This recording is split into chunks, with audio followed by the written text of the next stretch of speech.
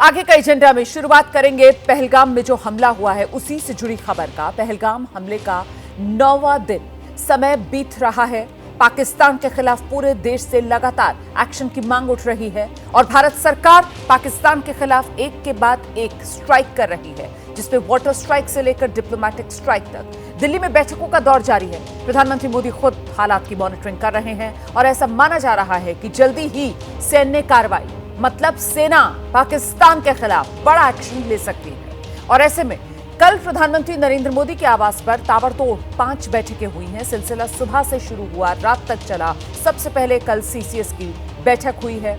वहीं देर शाम प्रधानमंत्री आवास पर अहम बैठक, जिसमें विदेश मंत्री एस जयशंकर शामिल हुए और इस बैठक में भारत के राष्ट्रीय सुरक्षा सलाहकार अजीत डोभाल भी मौजूद रहे। माना यह जा रहा है कि इस बैठक में जम्मू कश्मीर के सुरक्षा हालात और आगे के एक्शन प्लान पर विस्तार से चर्चा की गई है। इतना ही नहीं, पहलगाम हमले के बाद भारत ने सबसे पहले जो सिंधु जल समझौता निलंबित किया, इसके बाद पाकिस्तान बौखलाया हुआ है और कल इसे लेकर केंद्रीय गृह मंत्री अमित शाह ने एक अहम बैठक की। इस बैठक में केंद्रीय जल शक्ति मंत्री सीआर पाटिल मौजूद रहे। सूत्र ये बता रहे हैं कि बैठक में सिंधु जल समझौते को रोकने वाले फैसले को लागू करने के लिए जो प्लानिंग की जाएगी उस पर चर्चा की गई है। इसी बैठक में सिंधु जल समझौता रोकने वाले फैसले को लेकर अब तक जो कदम उठा लिए गए हैं उस पर भी विस्तार से चर्चा हुई है। तो जल स्ट्राइक के बाद भारत ने पाकिस्तान पर आसमान वाला प्रहार भी किया। पाकिस्तान के विमानों के लिए भारत ने अपना हवाई रूट, अपनी एयर स्पेस बंद कर दी है। भारत ने अपने एयर स्पेस में पाकिस्तान की उड़ानों पर रोक लगाया है और इस फैसले का असर पाकिस्तान के यात्री और सैन्य विमानों पर पड़ेगा। इस फैसले को लेकर भारत ने नोटिस जारी कर दिया है। तो कुल मिलाकर एक के बाद एक ये पाकिस्तान पर भारत की स्ट्राइक जिनका सिलसिला शुरू हो गया है। हालांकि इंतजार अभी सैन्य कार्रवाई का है। वहीं सिंधु जल समझौता रोकने के बाद भारत ने एक और बड़ा डिप्लोमेटिक कदम उठाया है। पाकिस्तान की हवाई घेराबंदी का फरमान जारी किया। भारत ने पाकिस्तान के लिए जो अपना एयर स्पेस बंद किया है, पाकिस्तान के लिए नोटिम यानी नोटिस टू एयरमैन जारी कर दिया है, जिसमें साफ तौर पर कहा गया है पाकिस्तानी विमानों के लिए 23 मई तक भारत का एयर स्पेस बंद रहेगा। जिसके बाद अब किसी भी तरह की पाकिस्तानी फ्लाइट, चाहे वो कमर्शियल हो, मिलिट्री हो, इंडियन एयर स्पेस में आती है तो उस पर एक्शन ले लिया जाएगा। यानी पाकिस्तान की सभी तरह की फ्लाइट्स 23 मई तक इंडियन एयर स्पेस में दाखिल नहीं हो सकेंगी। ये फैसला प्रधानमंत्री नरेंद्र मोदी, विदेश मंत्री एस जयशंकर, राष्ट्रीय सुरक्षा सलाहकार अजीत डोभाल और सेना प्रमुख उपेंद्र द्विवेदी की हाई लेवल मीटिंग के बाद आया। बीती रात ये मीटिंग 1 घंटे तक चली है। हालांकि अभी ये साफ नहीं हो पाया कि ये एयर स्पेस बंद करने का फैसला क्या इसी बैठक में लिया गया, लेकिन फैसला ले लिया गया। पाकिस्तान ने पहले ही भारत से ओरिजिनेटेड सारे हवाई जहाज़ों को उनके देश के ऊपर से उड़ने के लिए मना कर दिया, बट हमने ये कल किया है। ये एक डिप्लोमेटिक स्टैंड होता है दोनों देशों में, दुनिया भर में ये फॉलो किया जाता है जब भी हालात ख़राब होते हैं।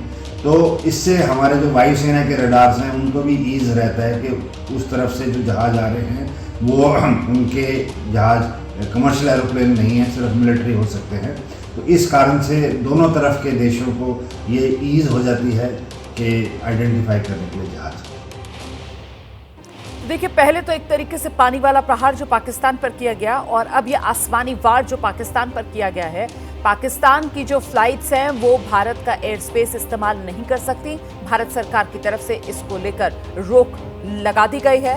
23 मई तक कोई भी पाकिस्तानी विमान जो है वो भारतीय एयर स्पेस में दाखिल नहीं हो सकता। इस बीच पहलगाम हमले की जांच से जुड़ी एक और बड़ी खबर। आज एनआईए चीफ बेसरन घाटी जाएंगे, घटनास्थल का मुआयना करेंगे एनआईए चीफ। एनआईए की संदिग्धों से लगातार पूछताछ जारी है। आप जानते हैं कि 22 अप्रैल को एक घटना हुई थी और उसके बाद से 23 अप्रैल से एनआईए इस मामले की जांच में जुटा हुआ है। एनआईए की टीम सबसे पहले 23 अप्रैल को बेसरन घाटी में पहुंची थी। जांच वहीं से एनआईए की तरफ से शुरू कर दी गई थी और अब आज बड़ी खबर ये मिल रही है, एनआईए के जो चीफ हैं वो आज बेसरन घाटी जाएंगे। हम सीधे आपको लेकर चलेंगे, हमारे साथ हमारी सहयोगी प्रतिभा इस वक्त मौजूद है और जरा जानते हैं प्रतिभा से क्या डिटेल्स मिल रही है। प्रतिभा, एनआईए चीफ खुद घटनास्थल पर पहुंचेंगे, कब तक पहुंचने की बात कही जा रही है और क्या डिटेल्स?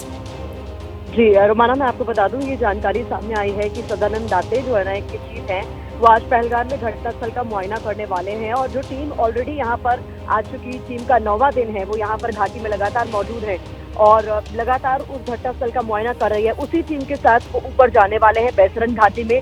जरूरी इंटेल जो अब तक टीम को जो कुछ भी सबूत मिले हैं उसको लेकर हो सकता है कि डिस्कशन हो, क्योंकि उन्हें वापस रिपोर्ट बैक करना होगा। ऐसे में कोशिश की जाएगी कि बैसरन घाटी जाके हर एक जरूरी डिटेल्स जुटा ली जाए और एनआई चीफ को भी ब्रीफ किया जाए।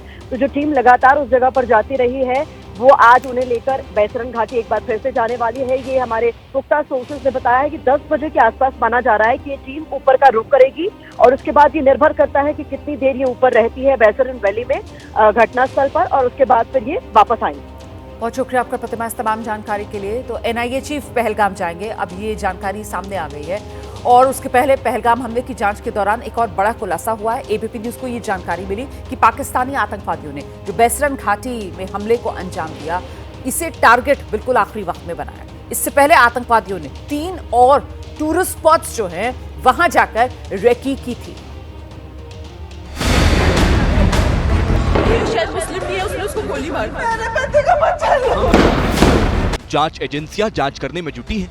इस बीच इस हमले को लेकर एबीपी न्यूज को बड़ी जानकारी मिली है।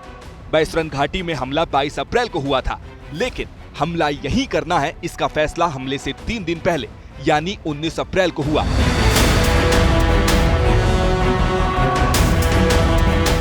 एबीपी न्यूज को पुलिस सूत्रों से जो मालूम चला है उसके मुताबिक हमलावरों के टारगेट पर पहले बैसरन घाटी नहीं थी। हमला करने वाले पाकिस्तानी आतंकियों की खूनी टोली 15 अप्रैल को पहलगाम पहुंची थी। आतंकियों के इस ग्रुप ने लोकल मददगारों के साथ मिलकर एक के बाद एक कई ठिकानों की रेकी की।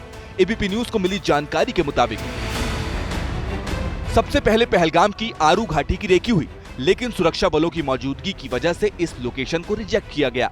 इसके बाद अम्यूजमेंट पार्क की रेकी हुई, लेकिन यहाँ भीड़ कम दिखी तो इसे भी खारिज किया।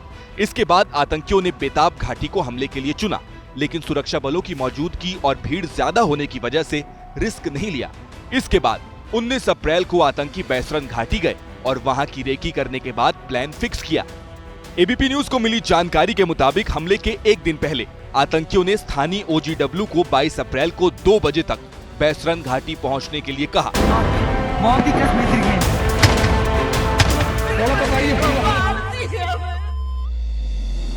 एबीपी न्यूज को मिली जानकारी के मुताबिक सुरक्षा बलों ने तलाशी के दौरान आतंकियों को 2 बार घेरा है, लेकिन कामयाबी नहीं मिली। खबर है कि सिर्फ 2 आतंकियों को सुरक्षा बलों ने अभी देखा है।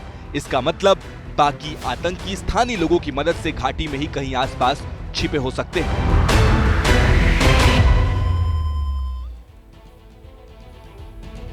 तो भारत कब क्या करेगा, इसे लेकर सरहद पार अब जबरदस्त खौफ है।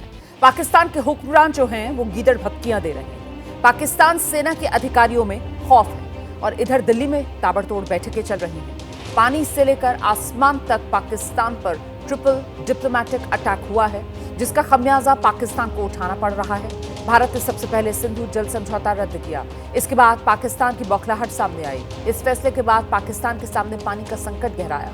दूसरा एक्शन जमीन पर बौखलाया पाकिस्तान एलओसी और अंतर्राष्ट्रीय सीमा पर लगातार सीजफायर का उल्लंघन कर रहा है। भारतीय सेना पाकिस्तान को इसका मुंह तोड़ जवाब दे रही है। और तीसरा झटका पाकिस्तान को आसमान से दिया गया, जिसके बाद न सिर्फ पाकिस्तान का हवाई किराया बढ़ेगा, अब पाकिस्तान एयरलाइंस को भी नुकसान होना तय है।